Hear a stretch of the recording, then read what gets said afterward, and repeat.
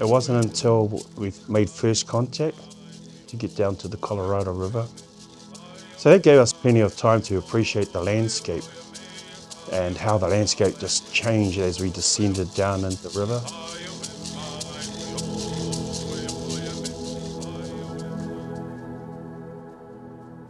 For us, that's always an important thing, to be able to go to the land, to be able to meet the maunga, to be able to meet the mountains, to be able to meet the rivers. These are the gifts that have been left to us from our ancestors, and they connect us to the past.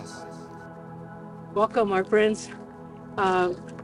Thank you for making today your day here.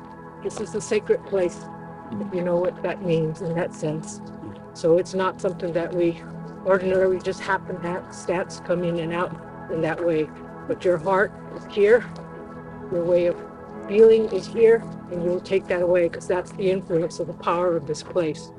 Well, it's just wonderful that we can come out here and be together and share our stories and the values and principles that guide our thinking and way of life, and we just understand each other. We don't have to say much, and we get it. Today's a special day. We have a delegation from New Zealand. How this even came about that they're visiting Fort Mojave from the other side of the world is an exchange of tribal leadership where leaders from Arizona tribes went and visited New Zealand to talk about some of the issues that we have in common. The biggest one is fighting for our water. A tēnā tātou katoa, a tēnei te tuake kia mihi atu kia koutou te iwi taketake o tēnei whenua te iwi tūturu. I just wanted to briefly stand up and acknowledge you all here today. We acknowledge you as people of the land, and we acknowledge your land. How great and uplifting it is when sovereign tribal nations gather together in one mind for one purpose. We have a saying at home: the tree that adheres to its rootstock is the one left after the tempest storm.